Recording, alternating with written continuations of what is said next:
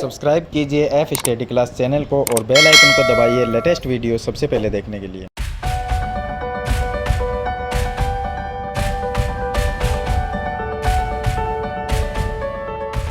Hello students, चलिए आज हम शुरू करते हैं प्रश्न नंबर 3।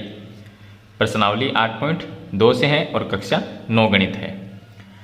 तो कक्षा 9 की जो प्रश्नावली 8.2 है उसके प्रश्न नंबर 1 और प्रश्न नंबर 2 मैंने पीछे वाली वीडियो में बता दिया है। आज हम प्रश्न नंबर 3 को सरल करेंगे। चलिए, प्रश्न नंबर 3 में हमें दिया गया है कि ए बी सी डी एक आयत है। तो ये हो गया ए बी सी डी, ये क्या है? आयत दिया गया है जिसके अंदर पी क्यू आर एस क्रम से भुजाओं A B C D B C C D और डी ए के मध्य बिंदु है। तो जो पी क्यू आर एस ये मध्य बिंदु है भुजाओं के। ए बी भुजा है, इसका मध्य बिंदु पी है। बी सी भुजा का मध्य बिंदु क्यू है।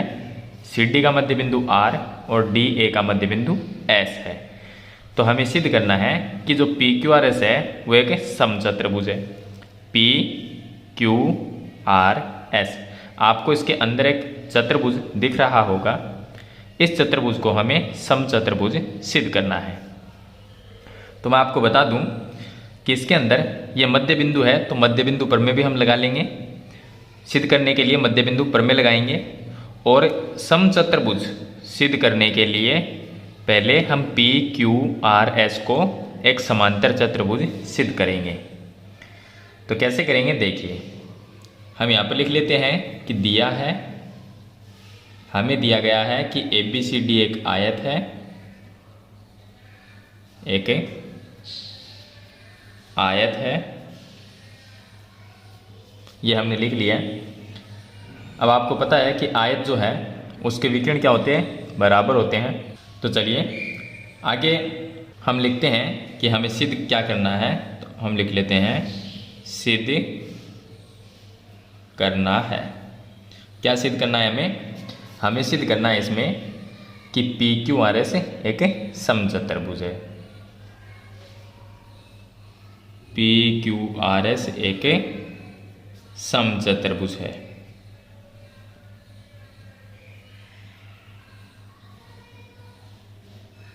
तो ये हमें सिद्ध करना है। इसके मान में इसके अंदर एक छोटी सी हमने रचना की है। रचना ये है कि ए को सी से मिलाया और बी को डी से मिलाया, यानी इसके अंदर हमने दो विकर्ण बनाए हैं, वो रचना में लिखेंगे। तो रचना में हम लिख देंगे कि ए सी व बी डी को मिलाया। तो ये रचना में लिख देंगे। अब जो आयत होता है ए बी सी डी, जो आयत है इसके अंदर जो विकर्ण है ये बराबर होंगे क्योंकि आयत के विकर्ण बराबर होते हैं। अब हम इसकी उत्पत्ति में देखिए, उत्पत्ति में प्रूफ करेंगे इसको। तो चित्र को ध्यान से देखिए। उत्पत्ति में सबसे पहले हम क्या करेंगे कि इसमें त्रिभुज लेंगे ए बी सी, ये त्रिभुज लेंगे। क्यों? हम क्या पी क्यू आर एस जो है, जो चतुर्भुज है, इस चतुर्भुज को समांतर चतुर्भुज पहले सिद्ध करेंगे, उसके बाद में समचतुर्भुज सिद्ध करना है। तो समांतर चतुर्भुज से समचतुर्भुज सिद्ध करेंगे। तो समांतर चतुर्भुज इसको सिद्ध करने के लिए हम क्या करेंगे, ये जो पी क्यू है, पी क्यू को आर एस इसके बराबर कर देंगे, यानी पी क्यू भुजा को आर एस भुजा के बराबर और समांतर हम सिद्ध कर देंगे। तो पी क्यू आर एस क्या होगा? एक समांतर चतुर्भुज। या आप ऐसा कीजिए कि ये जो पी एस भुजा है इसको क्यू आर के बराबर और समांतर कर दीजिए, तो वो क्या होगा? समांतर चतुर्भुज कहलाएगा। तो इस तरह से अगर आप इन दोनों भुजाओं को बराबर और समांतर सिद्ध करते हैं तो आपको एक नीचे वाला त्रिभुज लेना होगा, एक ऊपर वाला। अगर आप इधर वाली भुजा पी क्यू भुजा को आर एस के समांतर और बराबर सिद्ध करते हो तो आपको एक नीचे वाला त्रिभुज ये त्रिभुज लेना होगा और एक ऊपर वाला ये त्रिभुज लेना होगा। तो आपकी जैसी इच्छा हो वैसे कर सकते हैं आप। तो चलिए हम क्या करेंगे कि जो पी क्यू है इसको आर एस के बराबर भी करेंगे और समांतर भी करेंगे। तो कैसे करेंगे? हम त्रिभुज लेंगे ए बी सी, ये त्रिभुज लेंगे ए बी सी। देखिए, आपको थोड़ा सा दिखाने के लिए हम पेपर को दूसरी तरफ मोड़ लेते हैं, तो कुछ इस तरह से हमने मोड़ लिया पेपर को। तो ए, बी और सी, ये जो नीचे वाला आपको त्रिभुज दिख रहा है, ये त्रिभुज हम लेंगे। अब इस त्रिभुज के अंदर हम मध्य बिंदु प्रमेय लगा सकते हैं। क्यों? क्योंकि P और Q, P है वो AB भुजा का मध्य बिंदु है और Q BC का मध्य बिंदु है। तो हम क्या लिखेंगे? PQ AB व BC के मध्य बिंदु है। तो हम लिखेंगे कि P AB का मध्य बिंदु है और इसी तरह से Q BC भुजा का मध्य बिंदु है। तो Q BC का मध्य बिंदु है। तो ये हो गए मध्य बिंदु। अब हम लगा देंगे मध्य बिंदु। आपको ये त्रिभुज दिख रहा है, देखिए इस त्रिभुज के अंदर जब त्रिभुज बनता है तो ये दोनों मध्य बिंदु और मध्य बिंदु को मिलाने वाली रेखा त्रिभुज के तीसरी भुजा के बराबर समांतर और उसकी आधी होती है। यानी मैं लिख सकता हूँ कि PQ जो है वो AC के समांतर होगी। तो हम क्या लिखेंगे? मैं लिख सकता हूँ PQ समांतर AC, और PQ है वो AC से आधी भी होगी। तो मैं इसको ये लिख सकता हूँ कि PQ बराबर 1/2 AC, ये भी लिख सकता हूँ। तो मध्य बिंदु प्रमेय से हमने लिख दिया कि PQ है वो समांतर AC के है और PQ AC की आधी भी होगी। तो चलिए इसको नाम दे देते हैं समीकरण नंबर 1। हमने कौन सा त्रिभुज लिया? हमने त्रिभुज लिया था ABC। तो हमने PQ जो है भुजा है इसको AC के समांतर और उसकी आधी सिद्ध किया है यहाँ पर समीकरण 1 में। इसी तरह से हम क्या करेंगे? ऊपर वाला त्रिभुज लेंगे जिसमें RS को AC के समांतर दिखाएंगे। तो ऊपर वाले त्रिभुज का नाम है ADC। तो हम क्या लिखेंगे कि इसी प्रकार त्रिभुज ADC में इस त्रिभुज के अंदर यहाँ पर भी आपको लिख लेना है जो हमने त्रिभुज लिया, त्रिभुज ABC में। अब ADC जो त्रिभुज है ऊपर वाला ADC, इसमें AD जो है इसका मध्य बिंदु S है और CD भुजा का मध्य बिंदु R है। तो हम क्या लिखेंगे कि ADS है वो AD का मध्य बिंदु। तो मैं लिख देता हूँ S भुजा AD का मध्य बिंदु है, मध्य बिंदु है। और दूसरा R है वो CD का मध्य बिंदु है। तो R CD का मध्य बिंदु है। अब मध्य बिंदु पर में लगाएंगे। मध्य बिंदु पर में क्या कहेगी कि किसी भी त्रिभुज में दो मध्य बिंदु को मिलाने वाली रेखा त्रिभुज की तीसरी भुजा के समांतर और उसकी आधी होती है। यानी मैं लिख सकता हूँ कि ये जो SR है ये AC के समांतर होगी और उसकी आधी होगी। तो SR को हम AC के समांतर लिख देंगे, SR समांतर AC। और मैं कह सकता हूँ कि SR है वो AC की आधी भी होगी। तो आप लिख दीजिए SR बराबर 1/2 AC। इसको नाम दे देते हैं समीकरण नंबर 2। अब हमने क्या देखा? हमने ये देखा समीकरण 1 और 2 से कि AC है वो PQ के समांतर है और AC है वो SR के भी समांतर है। इसका मतलब PQ और SR और AC तीनों भुजा आपस में क्या हो गई? समांतर हो गई। कैसे हो गई? देखिए AC जो है वो PQ के समांतर है और AC SR के समांतर। इसका मतलब SR AC PQ तीनों आपस में समांतर है। अगर तीनों समांतर है तो मैं SR को PQ के समांतर लिख सकता हूँ। तो यहाँ से हम क्या लिखेंगे? समीकरण 1 और 2 से मैं लिख देता हूँ समीकरण 1 व 2 से। समीकरण 1 और 2 से PQ समांतर, PQ के समांतर हम क्या लिख देंगे? SR क्योंकि AC है वो PQ के समांतर है, AC वो SR के समांतर है। तो तीनों आपस में जब समांतर हो गई तो हम PQ को SR के समांतर लिख सकते हैं समीकरण 1 और 2 से। इस साइड में देखिए 1/2 AC और 1/2 AC, एक साइड बराबर हो तो दूसरी साइड भी बराबर होती है। तो PQ बराबर SR लिख सकते हैं। मैं लिख देता हूँ पी क्यू बराबर है एस आर के। यहाँ पर हमने ये देखा कि आप थोड़ा गौर से देखिए कि पी क्यू और एस आर समांतर है, यानी ये जो पी क्यू है वो एस आर के क्या है, समांतर, और दोनों बराबर भी है। तो ये दोनों क्या है, बराबर भी।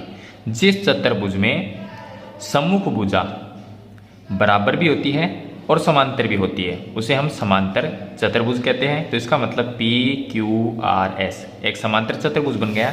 तो मैं नीचे लिख देता हूँ पी क्यू आर एस एक समांतर चतुर्भुज है, समांतर चतुर्भुज है।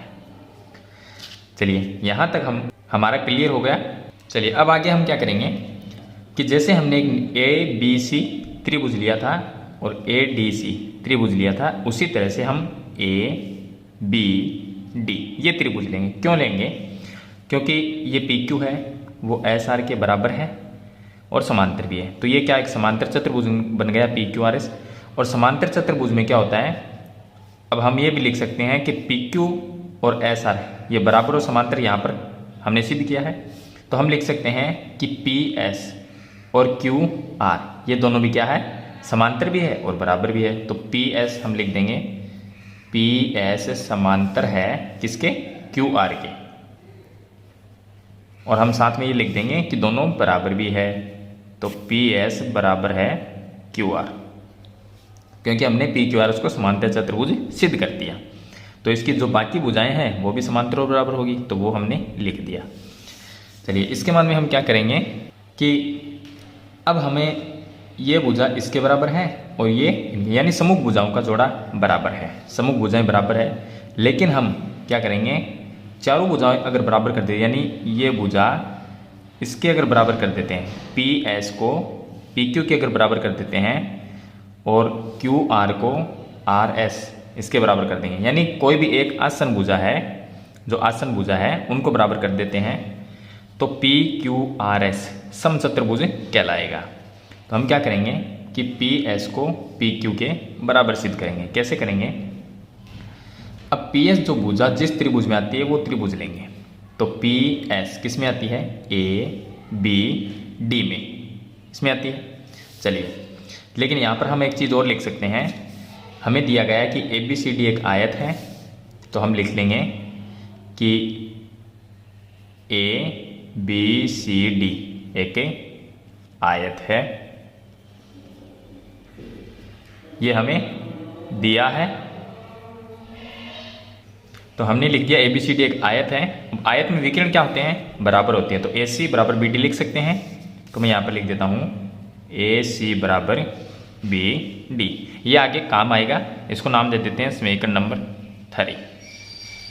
अब हम क्या करेंगे कि पी एस को पी क्यू के बराबर दिखाएंगे। तो पी एस है वो कौन से त्रिभुज में आती है, ए बी डी में, तो ये त्रिभुज लेंगे। तो हम लिख सकते हैं कि पुनः त्रिभुज A B D, A B D में। अब इस त्रिभुज में मैं लिख सकता हूं कि P और S ये मध्य बिंदु है। तो ये जो भुजा है पी एस ये किसके समांतर और बराबर होगी, बी डी के। तो मैं लिख सकता हूं कि पी ए बी का मध्य बिंदु है, पी ए बी का मध्य बिंदु। इसी तरह से एस है वो ए डी का मध्य बिंदु है, एस भुजा ए डी का मध्य बिंदु। तो मध्य बिंदु पर में लगा के हम लिख देंगे कि जो पी एस है वो बी डी जो है इसके समांतर भी है और बराबर भी है, सॉरी इसके आधी भी है। तो पी एस को बी डी के समांतर लिख सकते हैं। तो पी एस समांतर होगी बी डी और पी एस बी डी की आधी भी होगी। तो पी एस बराबर 1/2 बी डी, इसको नाम दे देता हूँ समीकरण नंबर 3 हो गया 4। ये समीकरण नंबर 4 हो गया। अब आप एक चीज़ देखिए कि विकिरण दोनों बराबर है ए सी बी डी। हमें तो ये सिद्ध करना है कि पी क्यू भुजा है इसके बराबर पी एस को कर दें। कैसे करेंगे, पी एस कहाँ पर है, यहाँ पर, और पी क्यू कहाँ पर है, समीकरण 1 में। लेकिन पी क्यू के आगे 1/2 ए सी है, और पी एस के आगे बी डी है, तो बी डी को हम चेंज कहाँ से कर सकते हैं, यहाँ से। बी डी की जगह ए सी लिख सकते हैं, तो मैं इसकी जगह ए सी लिख देता हूँ। तो समीकरण 3 और 4 से मैं लिख देता हूँ, समीकरण 3 और 4 से, समीकरण 3 व 4 से, इन दोनों समीकरण से मैं लिख सकता हूँ कि पी एस बराबर 1/2 ए सी लिख सकता हूँ। क्यों? क्योंकि ए सी और बी डी क्या है, बराबर, इसलिए बी डी की जगह मैंने ए सी लिख दिया।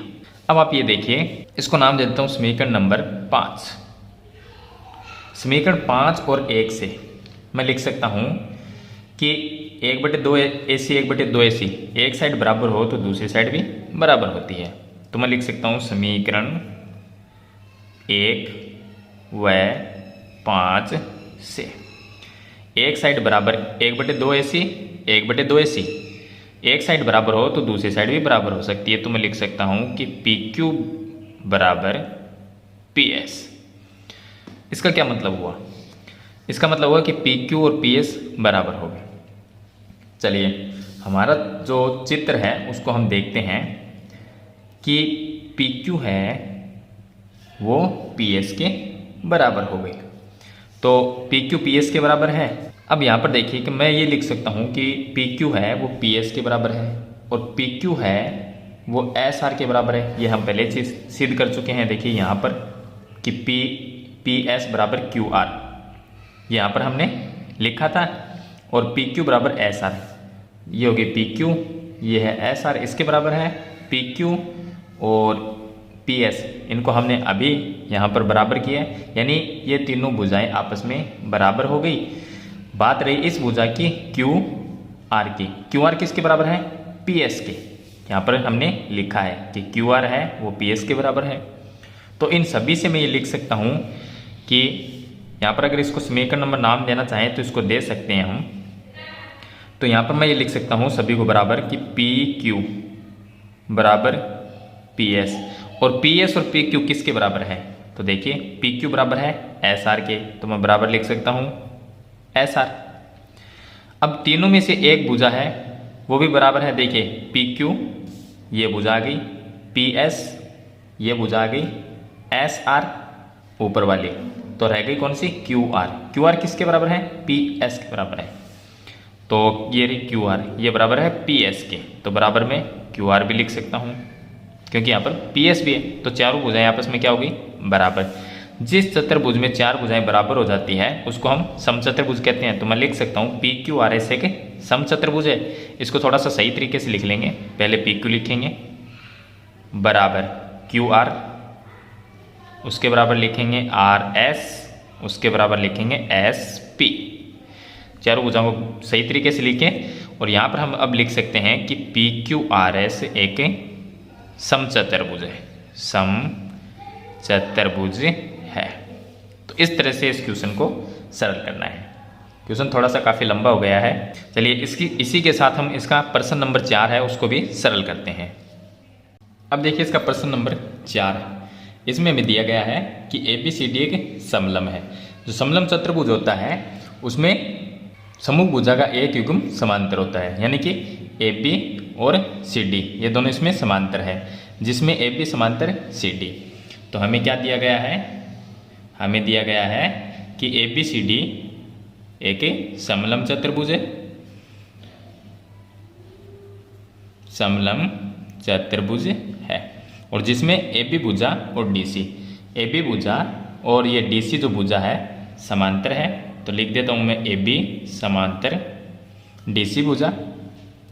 चलिए उसके बाद में दिया गया है साथ ही बी डी एक विकिरण है। तो बी डी जो है विकिरण दिया गया है। ई भुजा ए डी का मध्य बिंदु है। जो ई पॉइंट है वो ए डी भुजा का मध्य बिंदु, ई क्या है? मध्य बिंदु है ए डी भुजा का। ई से होकर एक रेखा एफ बी के समांतर खींची गई है। ई से जो ये लाइन है ई एफ ये ए बी के समांतर है। तो मैं लिख सकता हूँ कि ए बी समांतर है ई एफ, ये हम लिख सकते हैं। उसके बाद में दिया गया है ए बी के समांतर खींच जो बी सी को एफ पर प्रतिच्छेद करती है, यानी यहाँ पर काटती है। देखिए आकर दर्शाइए कि एफ भुजा बी सी का मध्य बिंदु है। ये जो बिंदु है F, ये BC का मध्य बिंदु, ये हमें सिद्ध करना है।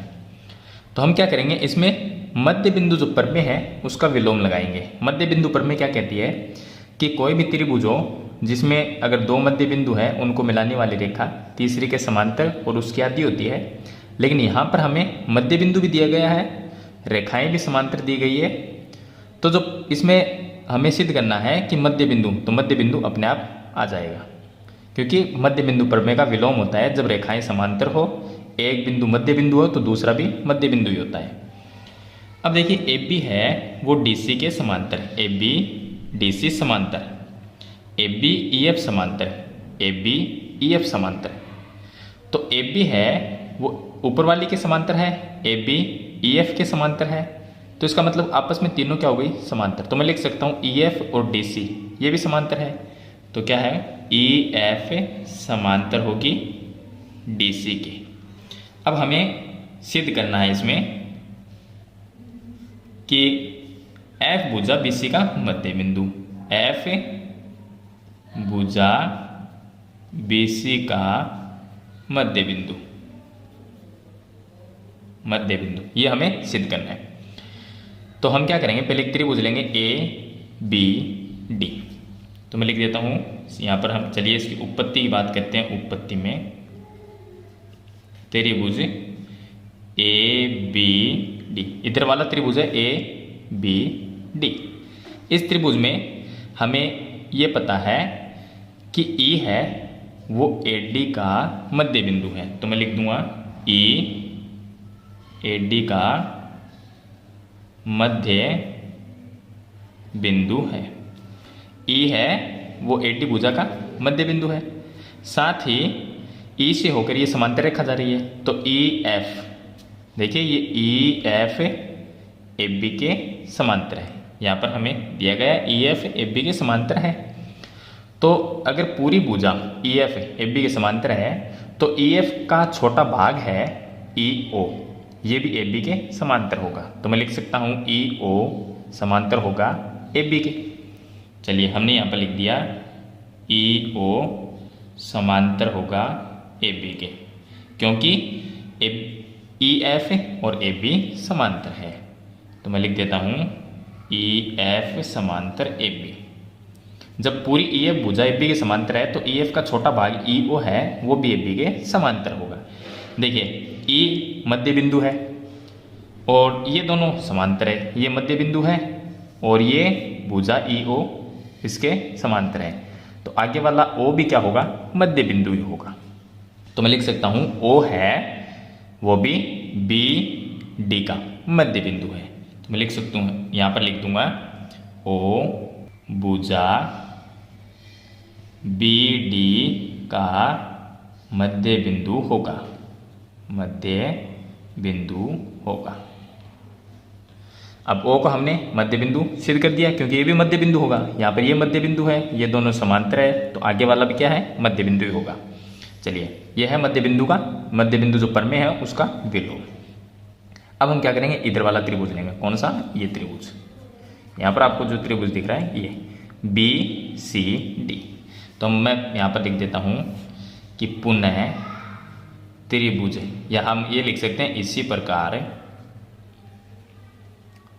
त्रिभुज BCD में। चलिए BCD जो त्रिभुज है इसके अंदर OF को DC के समांतर लिख सकता हूं, क्योंकि OF किसका भाग है, EF का, और EF और DC समांतर है। यहां पर मैंने लिखा था जो कि हमें दिया गया है। तो इस त्रिभुज में हम क्या करेंगे, सेम चीज करेंगे कि O है वो BD का मध्य बिंदु है। O कैसे हुआ, क्योंकि हमने सिद्ध किया है अभी। तो मैं लिख सकता हूं कि O BD का मध्य बिंदु है, मध्य बिंदु है। कारण लिखना है तो कारण क्या लिखोगे, अभी सिद्ध किया, अभी सिद्ध किया। हमने अभी सिद्ध किया था कि O भुजा BD का मध्य बिंदु है। तो यहाँ पर भी हम लिख सकते हैं O BD का मध्य बिंदु है। तो ये तो हो गया मध्य बिंदु। इस त्रिभुज की बात कर रहे हैं हम, इधर वाले की। तो ये मध्य बिंदु है और ओ एफ जो लाइन है ये DC के समांतर है। तो मैं लिख सकता हूँ कि OF समांतर है DC के, लेकिन ऐसा तो कहीं पे लिखा हुआ नहीं है, तो हम इसका कारण क्या देंगे। ये जो OF है ये किसका भाग है, ये पूरी जो बड़ी भुजा है, ये जो रेखा है EF पूरी भुजा का भाग है, क्योंकि EF है वो किसके समांतर है, DC के। तो EF समांतर है DC के, ये इसका कारण लिख देंगे। तो EF है वो समांतर DC के, तो EF का छोटा भाग OF है वो भी DC के समांतर होगा। अब BD का मध्य बिंदु O है, ये है मध्य बिंदु, और यहाँ पर ये रेखा और ये रेखा समांतर है, तो आगे वाला F भी क्या होगा, मध्य बिंदु होगा।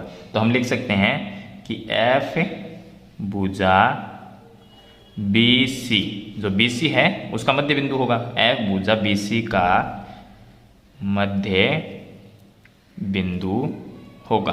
क्यों होगा, क्योंकि मध्य बिंदु प्रमेय का विलोम है ये। तो यहाँ पर कारण लिख सकते हैं आप, मध्य बिंदु प्रमेय के विलोम से,